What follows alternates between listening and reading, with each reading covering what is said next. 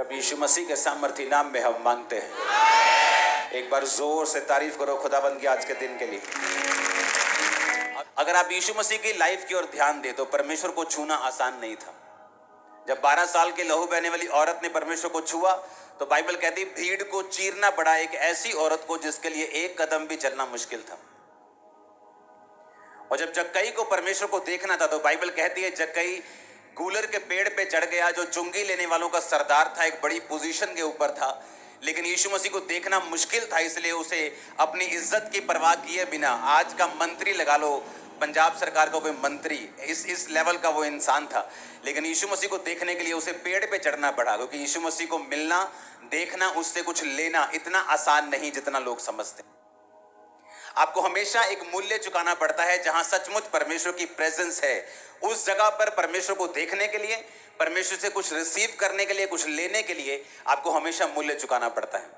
वो चाहे गर्मी में कई बार बैठना हो, चाहे घर में आने से पहले आपकी फाइट हो आपकी फैमिली से, चाहे सब महीना सारा सही चल रहा हो, संडे के दिन वो पैसों की तंगी हो, चाहे वो कलेश हो, चाहे वो दिमाग का डिप्रेशन हो, चाहे वो कुछ भी हो, शैतान हमेशा आपको रोकता है ताकि आप परमेश्वर की प्रेजेंस में कभी ना पहुंचे और परमेश्वर से उन चीजों को कभी ना ले पाएं जो परमेश्वर ने भी आपके लिए सोची और आप भी ये चाहते कि आपको मिले। हालेलुया। 12 साल की लहू बहने वाली औरत अगर ये कहती कि मैं तो हिल नहीं सकती हूं, ना मेरे पास पैसा है, मैंने सारा पैसा अपना खर्च कर दिया, तो काश यीशु मसीह मेरे घर से, मेरे मोहल्ले से कहीं आगे से निकलें तो मैं यीशु मसीह को छू पाऊं और यीशु मसीह से चंगी हो पाऊं।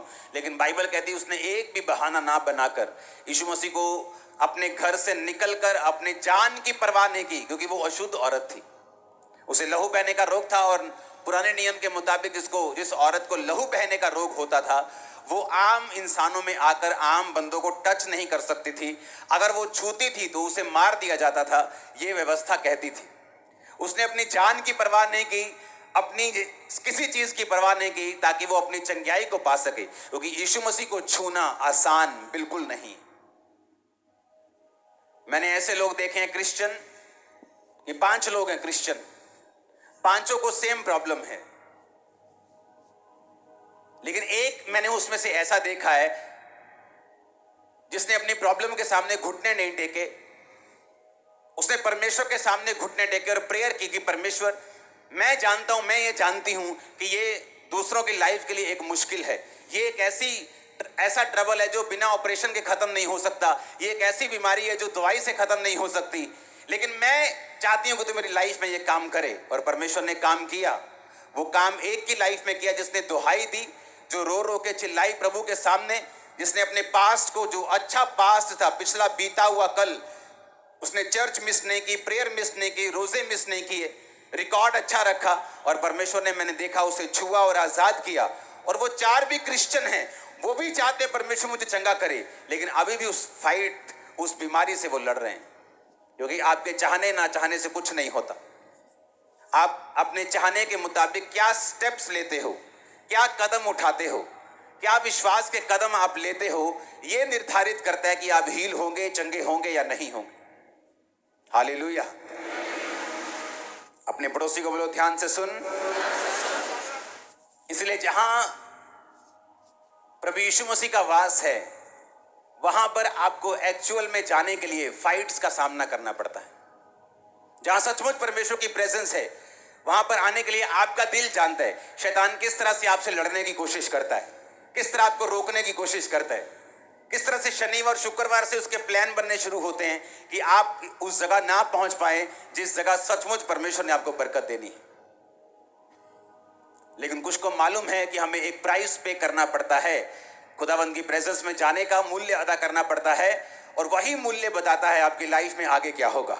आज जितने जन खुदावंद की प्रेजेंस में हैं, आप बरकत को पाके जाएंगे, हील होके जाएंगे, डिलीवर होके जाएंगे, छुटकारा पाके जाएंगे। आमीन। ऊंचा है तो ये बरकत आपकी है। हालेलुया। जब शैतान काम कर रहा होता है तो आपको परमेश्वर के हाथ की जरूरत होती है, तब कोई नहीं बचा सकता। मैं गवाह हूं, मैं भी शैतान के हाथों में था किसी टाइम, और जब शैतान होता है तो निशानी होती है, घात होना, नष्ट होना, चुराए जा। बरकत चुरा ली गई, पहले अच्छा था बिजनेस, बिजनेस डाउन हो गया। लोग क्या करते हैं, लोग पहले परमेश्वर में सही रीति से चलते नहीं। जब सही रीति से चलते नहीं, एक समय आता है शैतान का, जो शैतान का अपॉइंटेड टाइम होता है, जो परमेश्वर ने भी अलाउ किया होता है।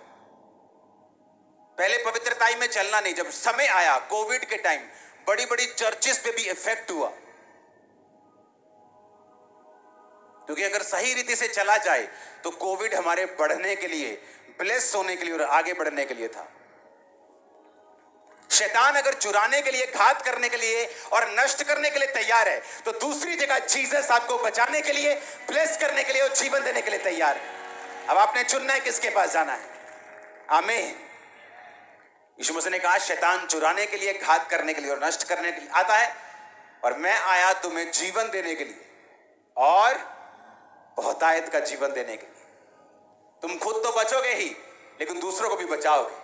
खुद तो आशीष पाओगे ही, दूसरों को भी आशीषित करोगे। खुद तो खाओगे भी, दूसरों को भी खिलाओगे। आमीन। ऊंचा तो बरकत आपकी।